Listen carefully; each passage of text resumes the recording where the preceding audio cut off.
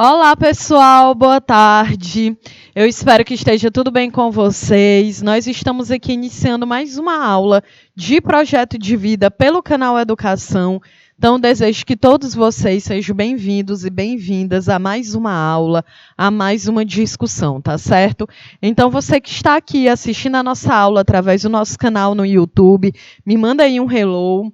Você que também está aqui conectado na nossa cidade de Jerumênia, de Ribeiro, é isso, Uruçuí também. Apareçam aqui no nosso chat.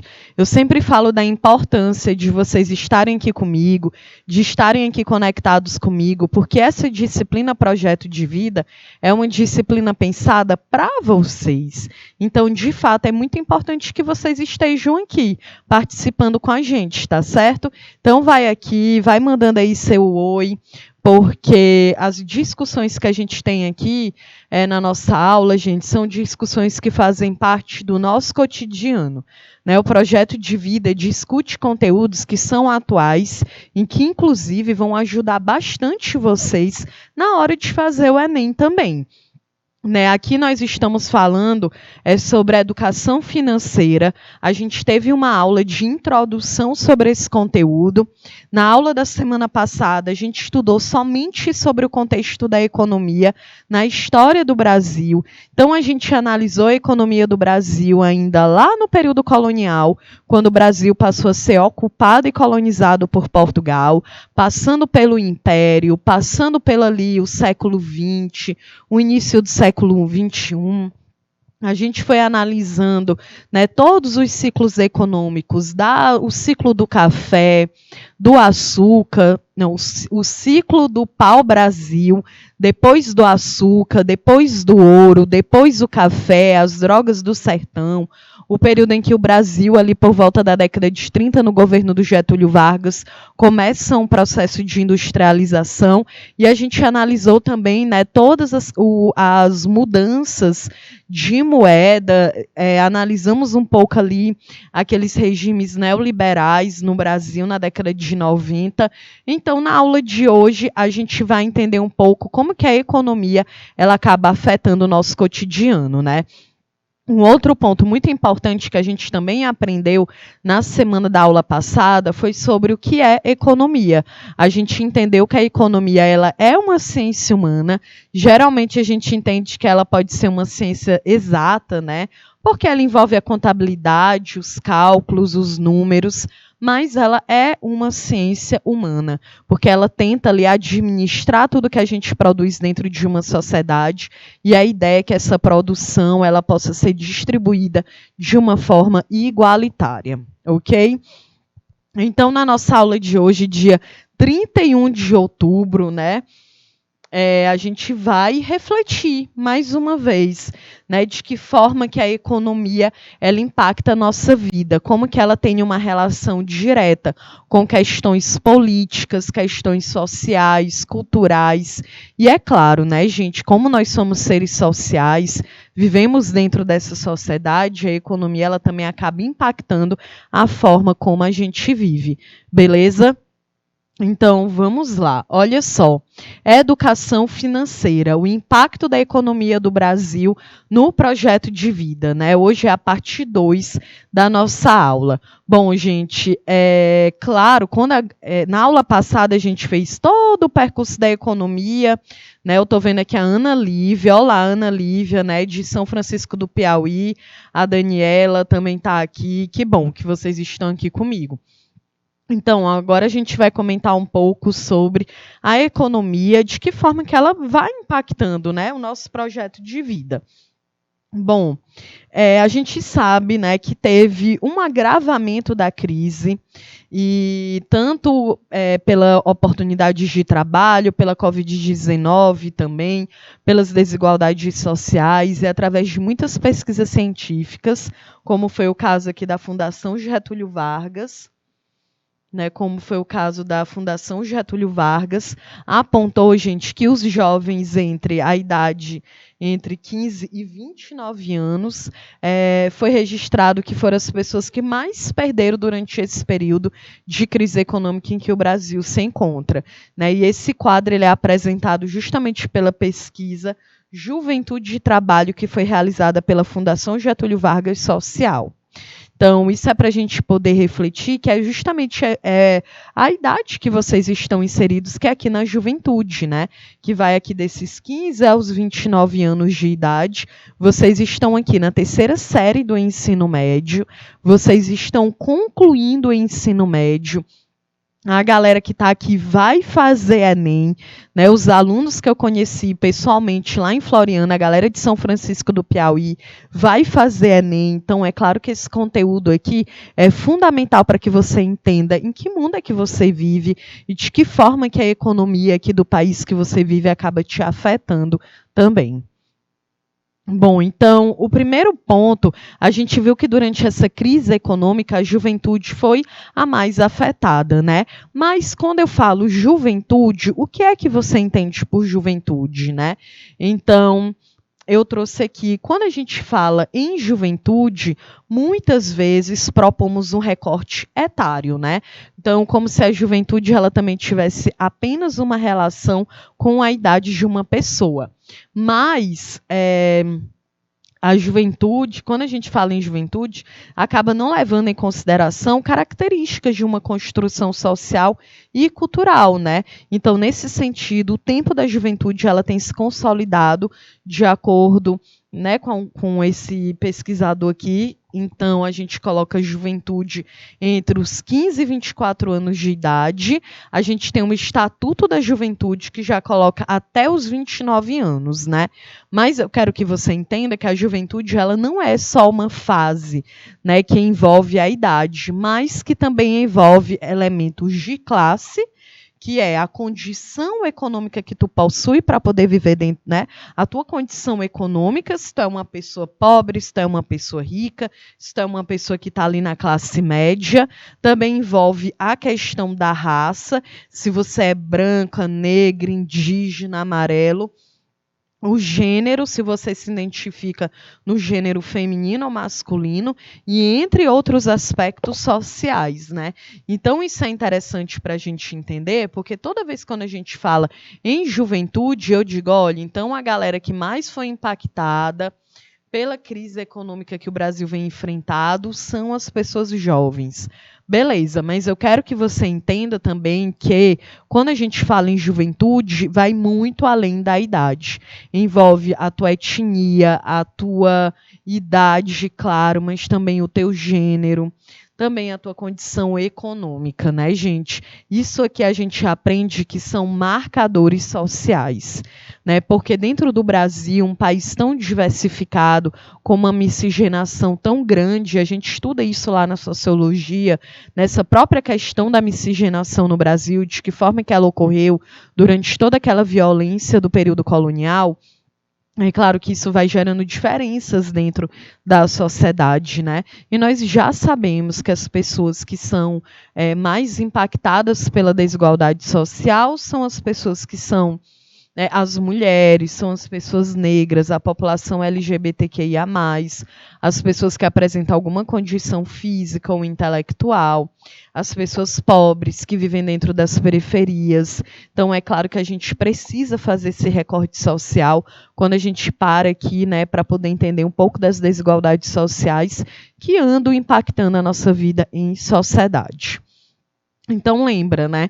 Quando a gente falar aqui no primeiro ponto sobre o que é juventude, tu vai lembrar, né, que geralmente é essa idade entre os 15 aos 29 anos de idade, que tem a questão da idade, da classe, da raça e do gênero, que são os marcadores sociais. E quando eu digo marcadores sociais, é porque, gente, existem diferenças, né, na forma de se viver dentro da sociedade, entre homens e mulheres, entre brancos e negros, entre jovens e adultos e pessoas idosas, né, que também acabam sofrendo muito preconceito dentro da sociedade.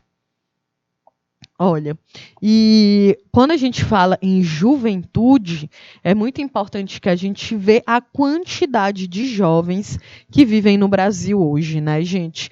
A gente tem aqui, olha, quase 48 milhões de pessoas que vivem no Brasil são jovens.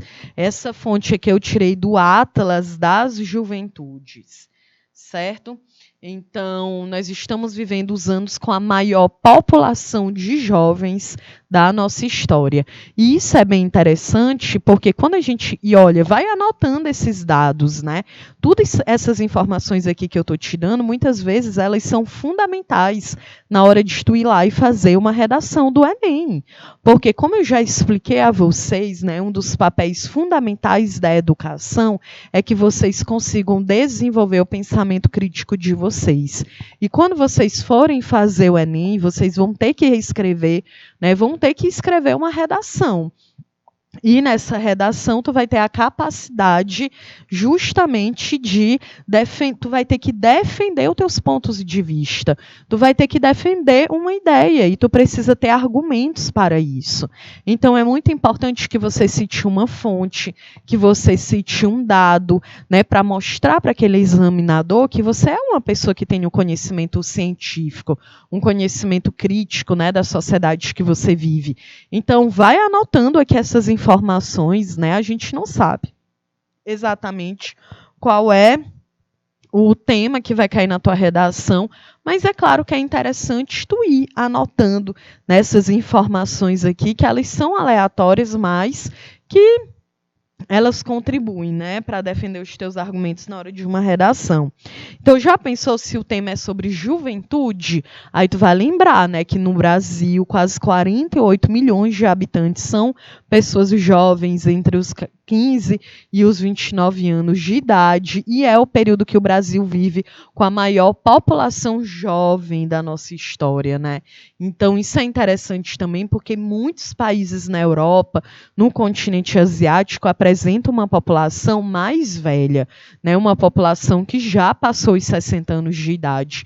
E aqui no Brasil é o contrário, né? A maior parte é uma população, a maior parte não, mas é um número bastante grande, é o maior até então da história do Brasil, né? Quase 48 milhões de pessoas jovens, levando em consideração que o Brasil tem uma média de 212 milhões de habitantes, então é claro que 48 milhões é um número bastante significativo. Olha, então, se a gente está falando em juventude, em crise econômica, vamos aqui analisar a juventude e o trabalho, né? Entender qual foi o impacto da crise da renda nos jovens e nos neném. Gente, vocês já ouviram falar aqui nessa expressão neném? Coloca aí no nosso bate-papo que eu quero saber a opinião de vocês. Tá, a Ana Lívia, a Daniela, o pessoal aí de São Francisco do Piauí, cadê o pessoal de Uruçuí? Professores presenciais, professoras, apareçam aqui no nosso bate-papo. Eu sempre falo como é importante que vocês estejam aqui durante as nossas aulas, né? Então, Daniela, Ana Lívia, coloca aí no nosso chat. Vocês já ouviram essa expressão aqui, gente? Neném? Olha, nos últimos microdados, né, desse órgão aqui, que é a PNAD contínua, né, que estão disponíveis, revelam que os jovens foram os maiores perdedores de renda do trabalho nos últimos 5 anos, né?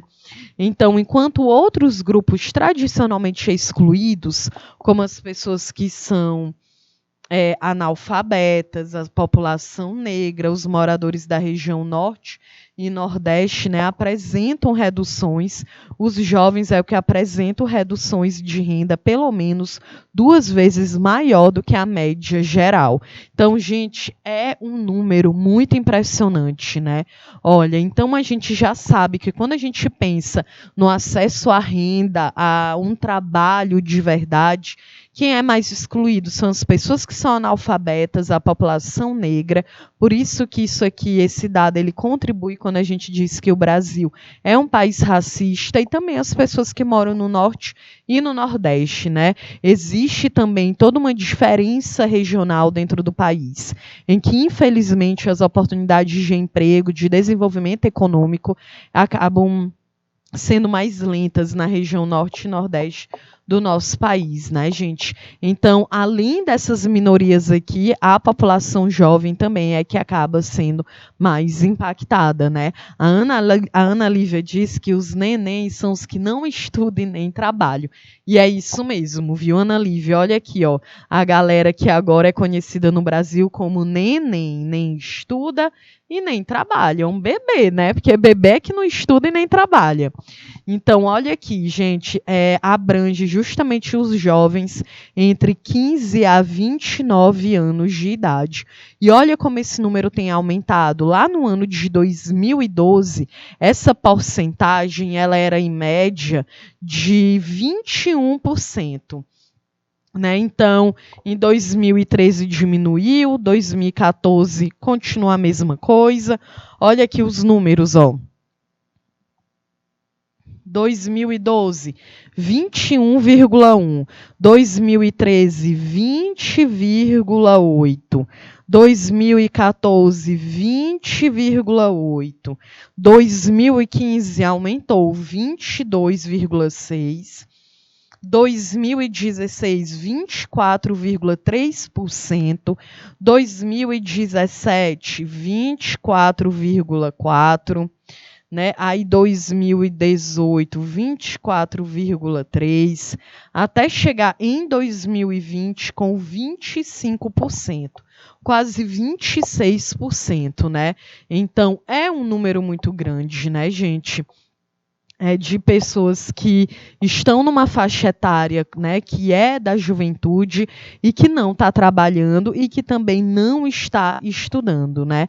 E olha, esta perda de renda dos jovens, né, nesses últimos 5 anos foi 5 e 7 vezes mais forte entre os jovens de 20 a 24 anos, né, e entre os jovens adolescentes.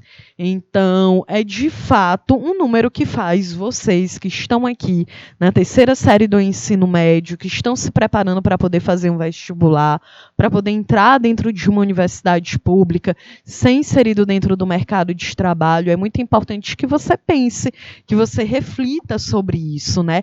E que você entenda aí a realidade que você está inserido. Com certeza esse é um dos papéis fundamentais da educação, né, e do papel aqui da escola também, é que você esteja atento à realidade em que você vive, né? Porque, claro que isso vai impactar. Então, olha, há um aumento na desigualdade de renda nesse grupo de jovens, 41,2% maior que o aumento observado para o conjunto da população, indicando a necessidade de entender a dinâmica dos diversos segmentos juvenis. Então, aqui eu trouxe mais essa pesquisa do IBGE e da PNAD, né? Então, dizem o quê? Desemprego por idade, olha, de 18 a 24 anos, nós temos aí 26,6% dessas pessoas estão desempregadas. Então, é um número muito grande, né? Ou seja, aquela ideia de cada 100 pessoas, né, 27 estão desempregadas. Então, 25 a 39 anos é 11,5%, de 40 a 59 anos, né, 7,5%, mais de 59, 4,4%. E olha, entre o quarto trimestre de 2014, né, e até 2019, a perda de renda média acumulada foi de 15% dos jovens, né? E olha que os nordestinos, 23,58%, e de pessoas analfabetas, 51,1%. Então, gente, inclusive, eu acho que não foi aqui, né, que eu trouxe, foi lá na primeira série do ensino médio, em que a gente fez uma análise em relação ao grau de escolaridade, né? É aquela ideia de que quanto mais escolaridade você tem, você vai ter muito mais chance de entrar no mercado de trabalho. É claro que isso não é uma garantia, não quer dizer que porque tu terminou o ensino médio, tu entrou no ensino superior, que tu já vai ter a garantia ali certa de que tu vai ter um trabalho. É claro que não, mas é claro que tu vai ter muito mais chance, né? Porque tu já vai ter um conhecimento específico. Aqui o projeto de vida é uma disciplina e eu, enquanto professora dessa disciplina, gente, eu sempre incentivo muito vocês aqui a vocês continuarem os estudos de vocês, né? Que a gente não entenda que é apenas, professora, então eu estou de boas, eu terminei o ensino médio, já posso ser inserido no mercado de trabalho, eu não preciso mais estudar, e é isso que eu quero que você entenda, né? Que vocês vão ter outras possibilidades dentro do mercado de trabalho, quando você também está dentro de uma universidade, quando você vai adquirir uma outra forma de conhecimento. Então, também estou sempre aqui para poder incentivar você a terminar o ensino médio e fazer o Enem, né, para que você possa entrar dentro de um curso superior, tá certo, gente? Então, aqui eu trouxe, deixa eu ver, eu acho que eu trouxe algumas perguntas de acordo com a pesquisa que foi realizada pela Fundação Getúlio Vargas Social, né, o diretor dessa Fundação Getúlio Vargas, que é uma referência em pesquisas científicas aqui no Brasil, né, dentro de inúmeros segmentos, para poder estudar de que forma que a desigualdade social está presente no nosso país. Então, o diretor dessa fundação, que é o Marcelo Neri, há algumas perguntas, eu tirei uma entrevista com ele do site da Fundação Getúlio Vargas, então coloquei aqui para a gente poder entender um pouco sobre isso, tá bom? Então, olha, a primeira pergunta foi possível identificar os fatores que mais contribuem com a desigualdade entre os jovens brasileiros? Olha, foi possível identificar os fatores que mais contribuem com a desigualdade entre os jovens brasileiros? Ele diz o quê? De maneira geral, as causas dessa desigualdade não diferenciam muito daquelas que atingem o conjunto da sociedade brasileira, né? Então, é aquela ideia de que as desigualdades sociais no Brasil, elas vão impactando as pessoas de diferentes formas, né? E está lá também presente na questão da juventude, que é o quê? O aumento do desemprego, a redução da jornada de trabalho, a queda do salário por hora, por ano de estudo. Então, essa é uma característica importante dessa crise, né, que, como a gente viu aqui, segundo a Fundação Getúlio Vargas, é de uns 5 anos para cá, e ela devolveu uma importância para a manutenção ou aumento de renda para os mais escolarizados, né? Então, um aumento de renda para os mais escolarizados ao mesmo tempo. Então, isso aqui, gente, também é a prova de que a ideia é que quanto mais você estude, né, mais apto você vai estar para estar ali dentro do mercado de trabalho. A educação é essa, né? Tu vai se especializando em um determinado assunto. Então, eu quero muito que vocês reflitam, que vocês pensem sobre isso aqui, né? Entender que, de fato, a gente vive dentro de um país, na América do Sul, na América Latina, que apresenta, assim, uma grande desigualdade social, mas que vocês ainda são pessoas que estão tendo a possibilidade de estar aqui agora, dentro de uma sala de aula, assistindo uma aula, né? Adquirindo aqui um conhecimento que vai ser fundamental, tanto para tu poder fazer uma redação do Enem, para tu e além do Enem, né, responder uma prova de humanas, de exatas, mas que tu também possa realmente ter uma formação cidadã e um pensamento crítico, porque afinal de contas esse aqui é o principal papel da escola, tá certo? Bom, no caso do governo, a pesquisa revela uma insatisfação grande por parte dos jovens. Quais as causas desse quadro? E aí, gente, antes de eu responder aqui a pergunta dele, eu gostaria também que vocês refletissem um pouco sobre isso, né? A Ana Lívia colocou aqui que os jovens, né, os neném, nem trabalha nem estuda, e eu gostaria que vocês me dissessem aqui no nosso chat, por que vocês acham, gente, que tem uma parcela de jovens que nem trabalham e nem estudam, hein? Então, olha, eu vou deixar aqui na tela 3 minutos, porque eu gostaria muito que vocês aparecessem aqui, que vocês colocassem a opinião de vocês aqui no nosso chat, e aí na volta eu vou relacionar com essa resposta aqui do diretor da Fundação Getúlio Vargas, tá certo? Então coloca aí no nosso chat, por que tu acha que existem jovens hoje no Brasil que nem trabalham e que nem estudam, hein? Júnior, por favor, coloca na tela 3 minutos.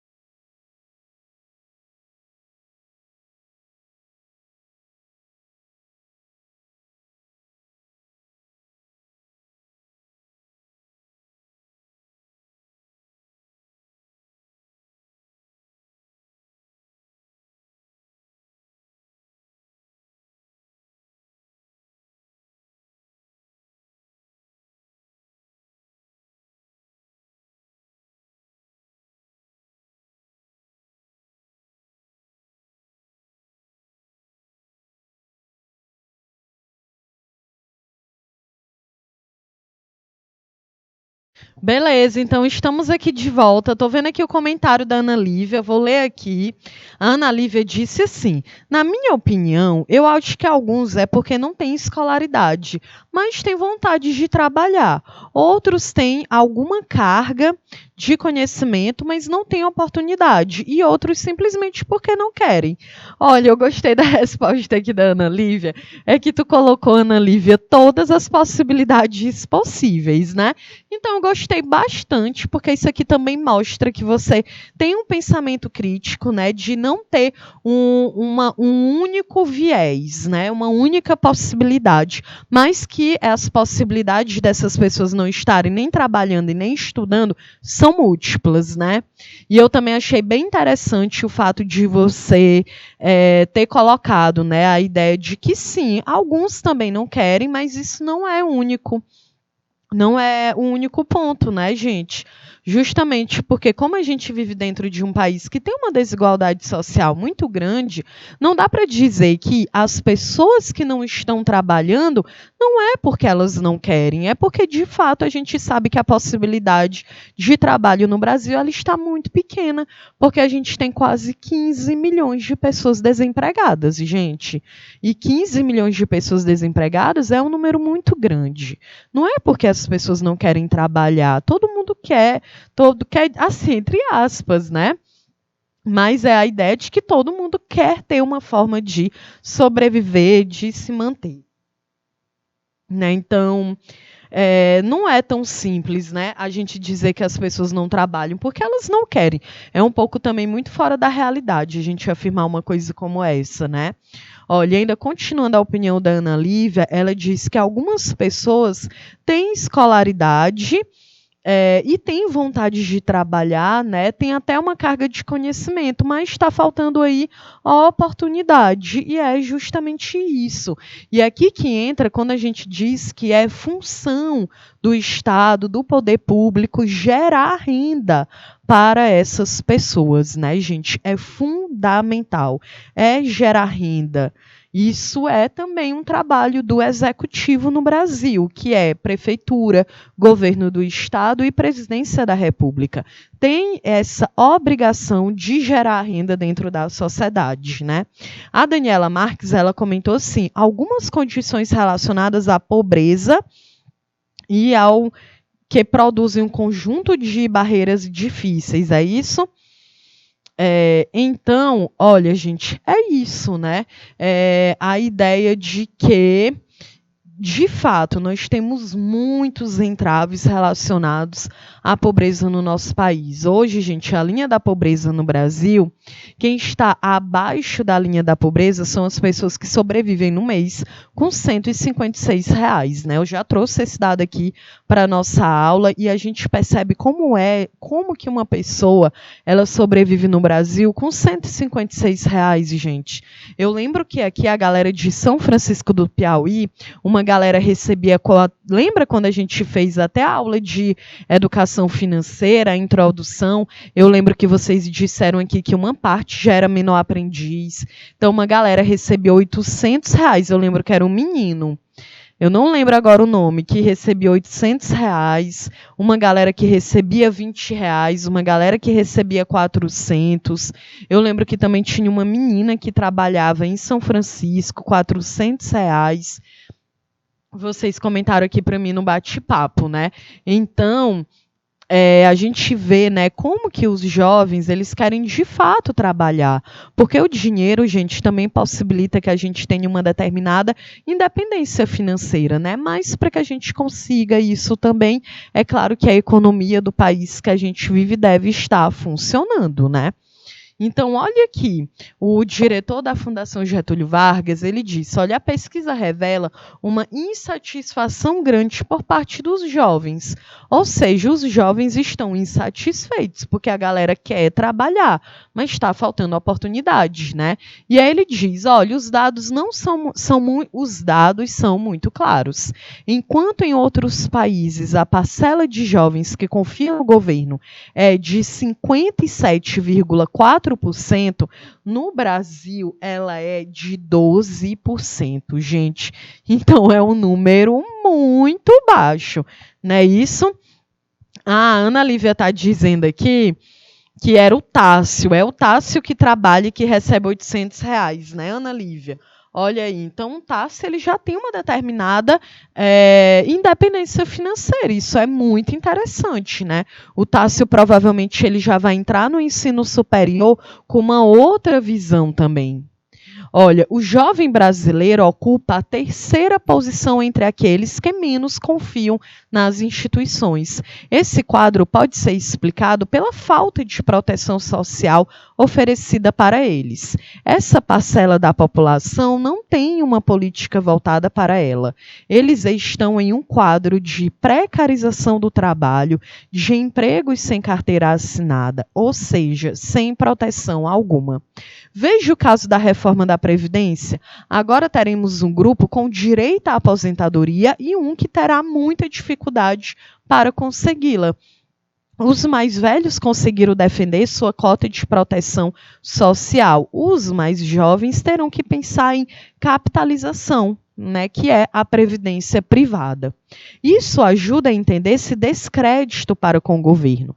Temos de lembrar também que os estados estão quebrados, e isso impacta diretamente a vida dessa população, seja em relação à oferta de transporte público, de empregos e no combate à violência, fatores com impacto direto no dia a dia. Olha aqui, tá vendo, gente, como transporte público, emprego, combate à violência, tudo isso está impactando diretamente a nossa vida em sociedade, né? Quando, gente, eu estava lendo aqui essa entrevista, eu esqueci aqui o nome dele, deixa eu voltar, com o Marcelo Nery, o diretor da Fundação Getúlio Vargas, em que ele disse que no Brasil, né, os jovens confiam muito pouco na forma de governo, e aí fez muita gente refletir sobre esse processo eleitoral que a gente acabou de passar, né? A gente passou por um processo eleitoral ontem, a gente teve uma mudança na presidência do Brasil, e é muito importante a gente refletir sobre isso, porque a gente aprende desde criança que existem alguns temas que a gente não deve conversar. Então, a gente aprende que não pode falar sobre futebol, não pode falar sobre religião e não pode falar sobre política, né? E aí, o que é a política, né, gente? A política, muitas vezes a gente acha que política está relacionada apenas com o que é esquerda, direita e centrão, né? Porque agora aqui no Brasil a grande discussão é essa, sobre o que é direita, sobre o que é esquerda. E eu quero lembrá-los aqui que política vai muito além de um processo eleitoral, que política vai muito além sobre esquerda, direita, ou centrão, ou quem vota nulo, ou quem vota em branco. Né? A política, gente, ela é construída todos os dias. A política, ela tem uma relação direta com os nossos direitos e os nossos deveres, né? E vocês são jovens, vocês têm um Estatuto da Juventude, que é onde é a garantia de que vocês têm direitos. Então, quando diz que a juventude no Brasil, ela não está interessada na política, isso é muito preocupante, porque a gente precisa estar interessado, porque a política ela tem uma relação direta com transporte, com saúde, com educação, com segurança, com moradia. É justamente a relação direta com a cidadania, com a garantia dos nossos direitos e, é claro, dos nossos deveres também. Então, é muito importante que vocês estejam atentos a isso. Porque se um direito teu não está sendo colocado em prática, para quem que tu vai reclamar?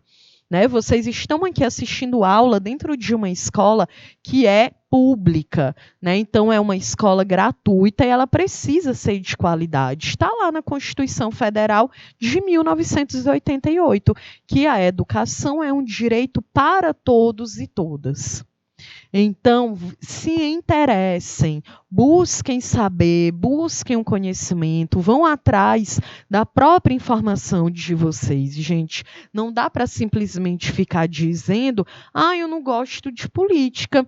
Não é sobre gostar ou deixar de gostar, é sobre entender, porque isso aí acarreta impactos, consequências para a forma como a gente vive dentro da sociedade. Então, tu quer estudar, tu quer trabalhar, é direito teu. Tu precisa saber para quem que tu vai reivindicar, certo?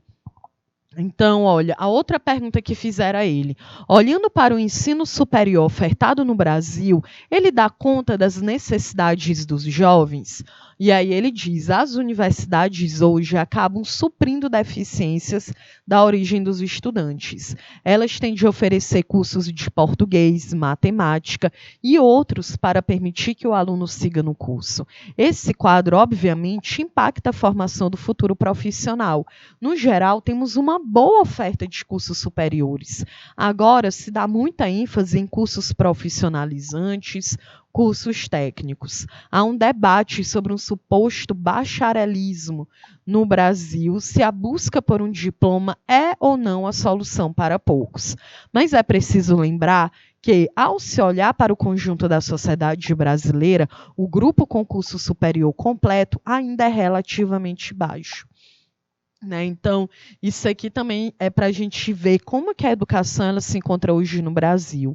Né, gente? É uma conquista, gente, muito grande para uma pessoa que estudou a vida toda dentro de uma escola pública, claro, entrar dentro de um curso superior. E eu sei que isso também é o desejo de vocês. É por isso que vocês estão aqui agora assistindo essa aula. Né? Também é uma prova de que vocês estão comprometidos com o futuro de vocês.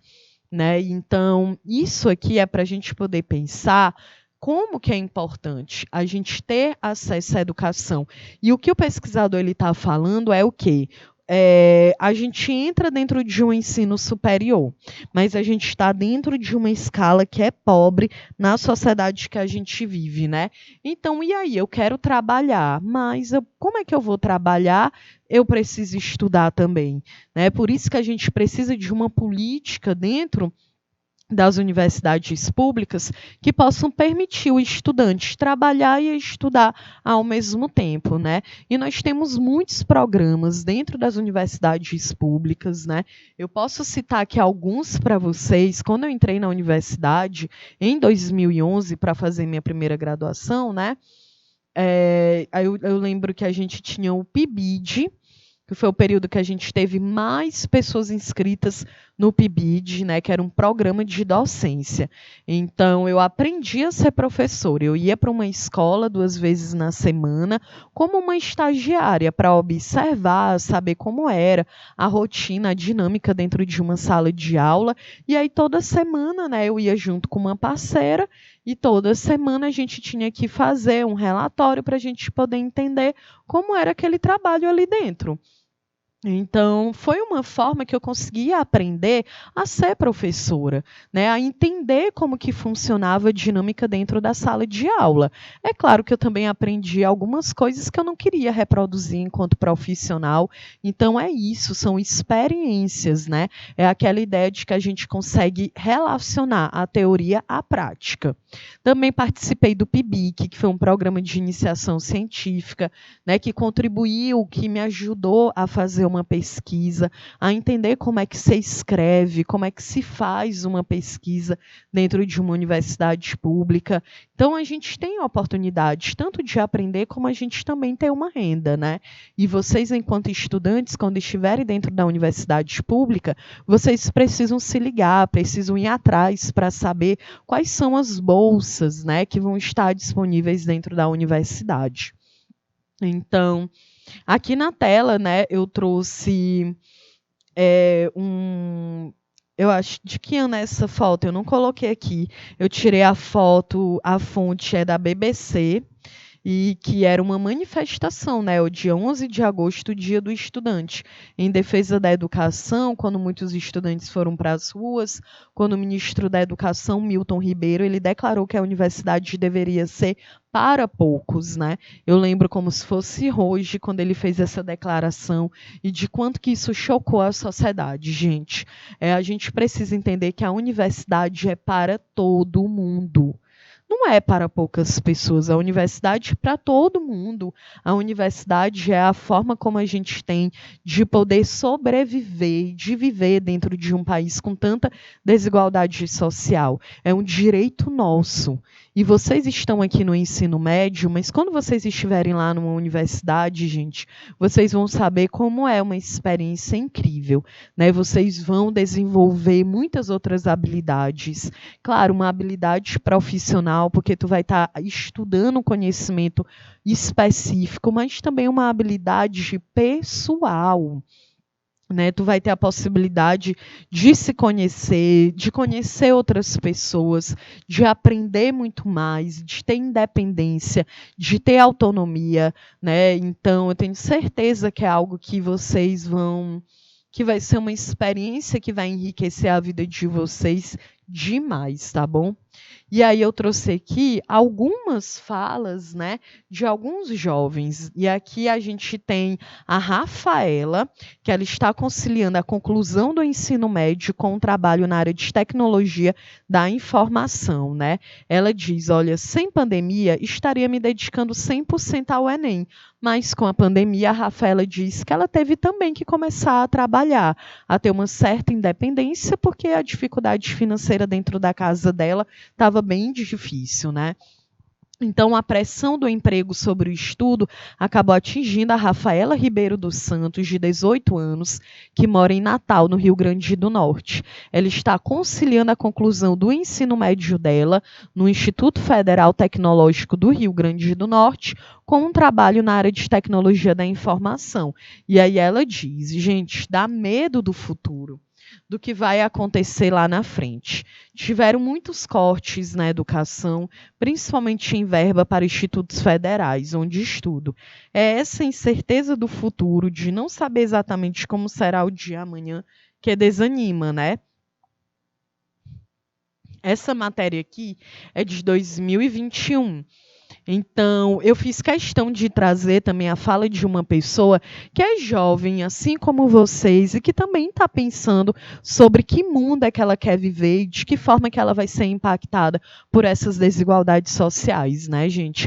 Então, é claro que essa preocupação aqui da Rafaela, ela é parecida com a de muitos jovens, né? A Rafaela diz, olha, se não fosse a pandemia, se não fosse o fato de que eu teria que trabalhar, eu estaria me dedicando 100% ao Enem, mas ela teve que trabalhar, né? Então, é claro, gente, que muitas vezes é um privilégio um estudante que não precisa trabalhar, né? Que tem apenas que estudar. E outros não, como é o caso do Tássio, né, que está em São Francisco do Piauí, e de muitos outros estudantes que estudam e que trabalham. Então, é mais. Eu sempre coloco aqui muitas questões para a gente refletir, porque eu não tenho respostas para tudo, né? Então, a minha função aqui é justamente fazer com que vocês tenham um pensamento crítico, fazer com que vocês estejam atentos à realidade que vocês estão vivendo, né? E eu gosto de fazer isso também trazendo depoimento de outras pessoas que estão na mesma idade de vocês, que também, né, passam pelas mesmas experiências, né? Então, que gera realmente essa insegurança, que no caso, como a Rafaela falou, né? Então, juventude, né? O futuro do país. Vocês com certeza já ouviram isso, né, gente? De dizer que a juventude é o futuro do país.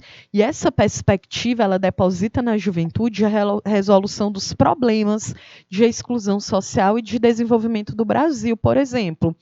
E aí, até gostaria que vocês colocassem aqui no nosso chat o que é que vocês acham, gente? O que é que vocês pensam sobre isso? Os jovens, eles são realmente o futuro do país? E aí, coloca aí no nosso chat para a gente poder refletir, para a gente poder fazer essa discussão. O que vocês pensam sobre isso? Os jovens são o futuro do país de fato? Hein? No Brasil, esse enfoque foi muito difundido nos anos 2000 por meio das agências de cooperação internacional, né, da ideia de que os jovens é que são a solução dos problemas para qualquer nação. E aí, hein? Eu quero saber aqui a opinião de vocês. O que é que vocês acham? De fato, a juventude é o futuro do Brasil? É o futuro de uma sociedade melhor? Hein, gente? Coloca aí no nosso chat, eu quero saber a opinião de vocês, tá bom? Olha, e aí foi como eu falei, né? Isso aqui, ó, 2000, estima-se que existem aproximadamente 31 milhões de jovens negros e negras no Brasil, IBGE de 2012, né? Isso que era que eu queria dizer. Há uma importante maioria de jovens negros no Brasil. Então, de 48 milhões, né, de jovens que a gente tem no Brasil, a maior parte são negros, né, gente? Olha, de cada 100 jovens no Brasil, 61 são negros. Então, provavelmente também a maior parte, né, dos jovens que estão assistindo essa aula agora, levando em consideração a pesquisa do IBGE e do PNAD, também são de pessoas negras. Então, é mais um dado para a gente poder pensar que juventude é essa. A juventude no Brasil, a maior parte são de mulheres e são de jovens negros, né? Então, o padrão de desigualdade ele ainda é muito forte, justamente dentro de quem é da juventude, né? Então, eu gostaria muito que vocês refletissem agora e colocassem no nosso bate-papo o que, que vocês pensam sobre isso, se os jovens de fato são o futuro do país. Então, eu sei vocês vão pensar aí para poder organizar, né, a opinião de vocês. Eu vou deixar aqui na tela 3 minutos para que vocês possam colocar aí a opinião de vocês dentro do nosso bate-papo, tá bom? Então, Júnior, por favor, 3 minutos.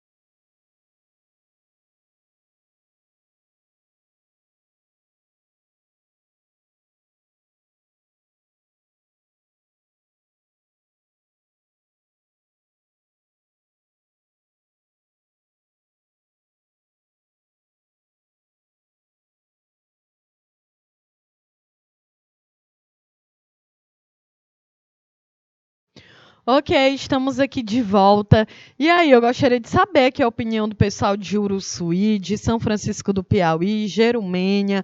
Né, gente? Vocês são jovens. E aí a galera passa o tempo inteiro dizendo: o futuro do país é a juventude. E aí, o que que vocês acham? É realmente vocês acham que são o futuro do país? O que que vocês me dizem, hein? Olha, aqui eu trouxe o comentário, né, de um jovem preto de 23 anos no Brasil. Eu tirei isso aqui do Atlas das Juventudes.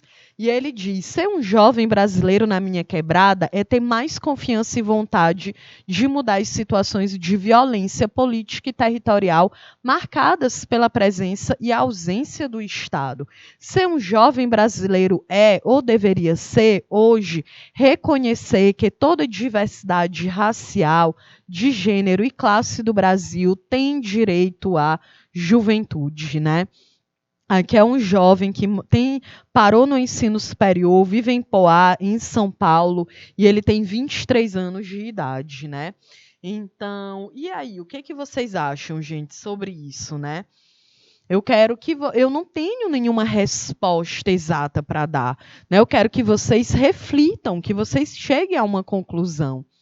Olha aqui outro, um homem gay, preto, 23 anos, estudante do ensino superior em São Paulo, diz assim: isso aqui tudo eu tirei do Atlas das Juventudes, tá aí no Google, né? Ele diz assim: queria mais qualificação profissional, mas também educacional e de acesso ao mercado de trabalho com uma demanda de vagas de emprego, de entrevistas, né? Então, quero que vocês pensem sobre o que, que vocês querem para o futuro de vocês. Né, a renda foi um tópico em que os jovens se dividiam entre aqueles mais satisfeitos e menos satisfeitos. Né? A ideia de que o dinheiro estava, olha aqui, relacionado com questões básicas de sobrevivência, como a comida, o pagamento de contas e consumo. Né, gente? Então, e olha, vale ressaltar que em 2017 e 2018, a juventude rural apresentava uma probabilidade maior de entrar na extrema pobreza, né? Então, quero que vocês reflitam, gente, sobre que futuro é que vocês querem para vocês, né? O que, que é importante para você. E aí, inclusive, aqui um outro tópico, depois eu acho que a gente pode discutir mais, que é sobre saúde mental também na juventude, né?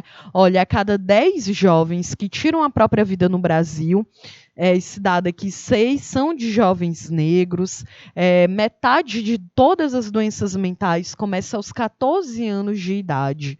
Então, o suicídio é a segunda principal causa de morte entre os jovens de 15 a 29 anos de idade. Então, é um ponto para refletir. Que juventude é essa que vive hoje no Brasil, né? A Janaína, ela comentou assim, eu acho que sim. Né? Então, ela acha que é o futuro. Pois seremos nós os próximos empresários, presidentes, governadores, professores. Então, eu acho que sim. Seremos o futuro do nosso país. Verdade, viu, Janaína? É isso mesmo, né? Vocês, gente, estão aqui dentro de um ensino médio, da educação, e como eu já expliquei, a educação, a base dela é fazer com que você tenha um pensamento crítico, com que você entenda o mundo que você vive, a realidade que você está inserido e de que forma que você pode transformá-la, tá certo? Então, quero agradecer demais os comentários de vocês aqui hoje. Eu amo quando vocês estão aqui discutindo comigo, porque aí faz muito mais sentido a nossa disciplina, tá bom? Então, um beijo, uma ótima semana para todo mundo e na próxima aula a gente continua aqui a nossa discussão. Então, eu sou a professora Kelly Campelo, foi um prazer estar aqui com vocês. Beijos e até mais.